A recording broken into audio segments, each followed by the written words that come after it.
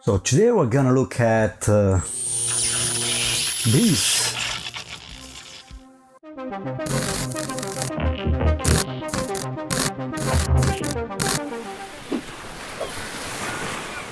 What's going on everyone, FGtech Tips here and welcome back to the channel. First of all, I'd like to thank you all for helping me reaching 3000 subscribers. I consider this a great achievement also because YouTube is still a hobby for me and not my full-time job, so thanks again for all of you who are supporting this channel and keeping me posting these videos. Anyway, let's jump immediately into our video. Today we are gonna review the Samyang 18mm lens for Sony cameras, and I'll be doing this review with my brand new Sony A7C, which I'm using right now for filming this video and that I used as a replacement for my Sony A7 II, which I've been using in my previous videos. If you have been following me on this channel, you know it's not the first time I'm reviewing a Samyang product. In fact, in my channel you can also see I previously reviewed the 35mm F2.8 lens and the Samyang lens station as well. You can check these videos in the upper right corner if you like. Anyway, in my lens collections I was missing a wider lens configuration that will be anyway still comfortable to bring with me while traveling. And obviously I also didn't want to spend too much. I got this lens for just $299, and later in the video I will explain why I went for this option rather than other alternatives. But anyway, the other alternatives were mainly the Tamron 20mm F2.8, which cost exactly the same, and also the Zeiss Batis 18mm F2.8, which unfortunately cost about 4 times more than this lens. The strong point of the Samyang AF 18mm F2.8, which you see here, in my opinion, is surely that it's a small, light and very affordable super wide angle for full frame Sony cameras with an E-mount, so basically it's fine for all the A7 and A9 model series, and as far as I know there is no other autofocus lens of this size and weight that offers such a wide, non-fisheye image as this Samyang lens here. Obviously it's not a bed of roses, we also have some negative aspects, but I'll be explaining them later in the video. Anyway, they are so light and small they could be used easily on ASPC cameras too. In that case it would be comparable to a 27mm full frame lens. But now let's start with a quick unboxing and a closer look to the lens, so follow me. Okay, let's start with a quick unboxing as usual. Even if I don't expect anything different from the unboxing I did already for the 35mm version.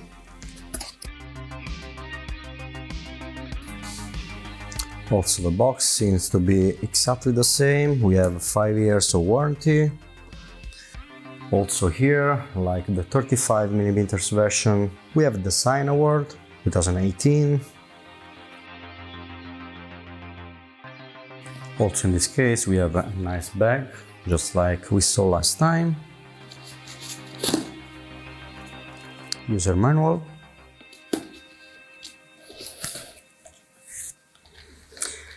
And the lens.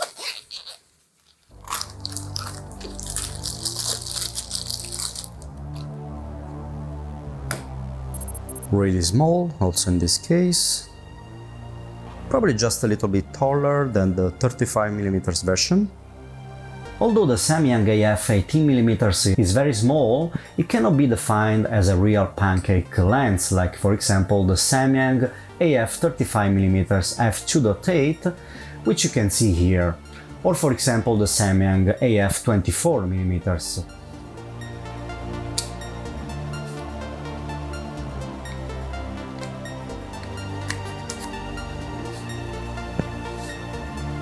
The lens hood, as you can see, is really small and basically doesn't take any space if we mount it in this way, as you can see.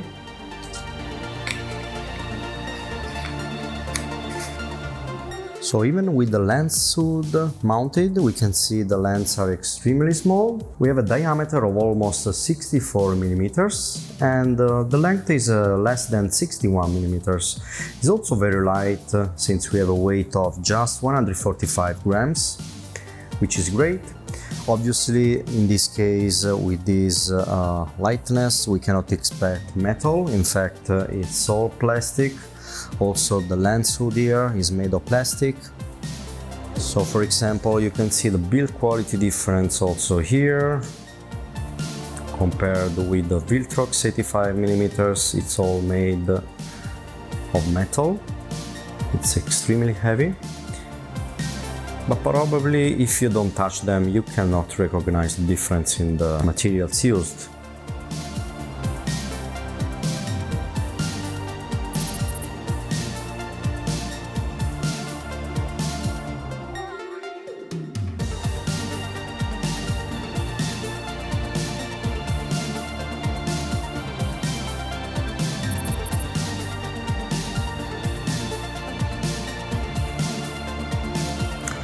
However, the plastic used, I think, are really good. You can see them.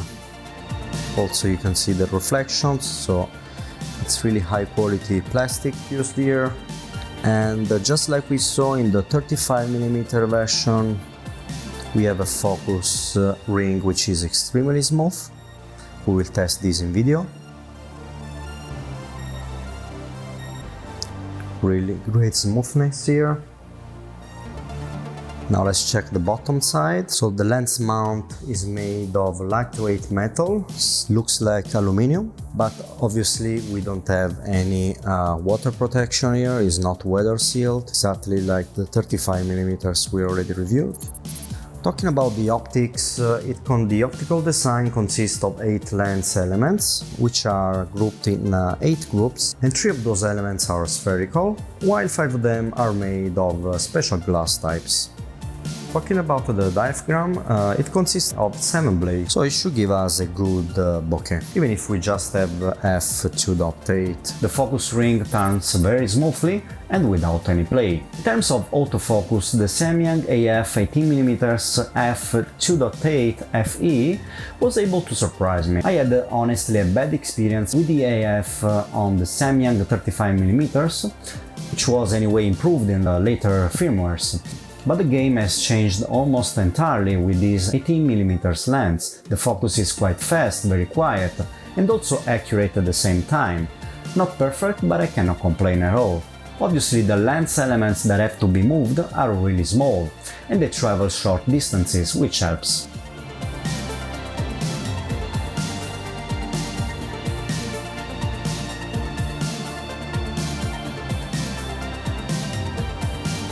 Eye, AF and facial recognition work just fine, at least with my A7C. Manual focusing is of course also possible, but I've been using it in auto AF all the time. The image quality is surprisingly good. I was expecting distortion, but honestly I couldn't see any sample where the distortion was too evident. I'll post here some of the shots I took with this lens and my Sony A7C, so you guys can judge by yourself.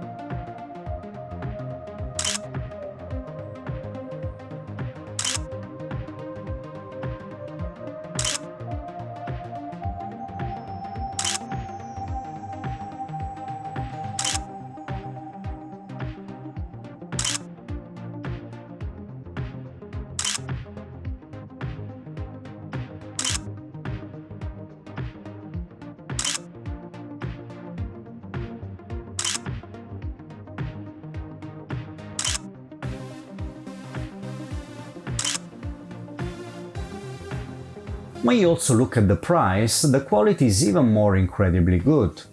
I would say that for landscapes or architectural shots that need to be completely sharp, it's better to stop down a few stops. but this is anyway valid for all the lens types for such subjects. These lenses overall perform really well in practice. At full aperture the center is sharp, but there is a clear vignette in the corners. In some cases it won't matter to you, but for landscape photography, or for example for architecture and interior photography, you will have to stop down more. In my samples it seems that from around f5.6 also the corners start to be quite sharp.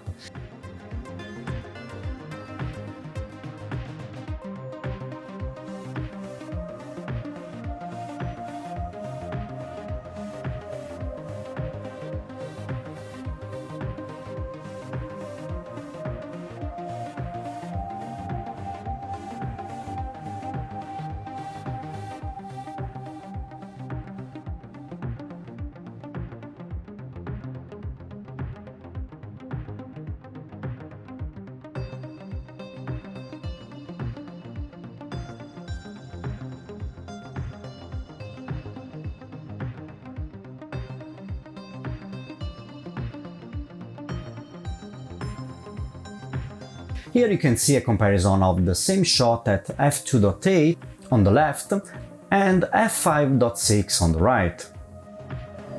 As I mentioned already, the distortion is really low with this lens. Whatever you will notice can be easily fixed in post-production, using for example Camera Raw or Lightroom. In this comparison you can also see that vignetting is clearly visible at full aperture, but again stopping down at f4 or f5.6 you can hardly see it anymore. The pulses are still sharp after f5.6, they seem to be fine at f8 and f11, but after that the sharpness decreases again. See here a comparison between f2.8 and f22.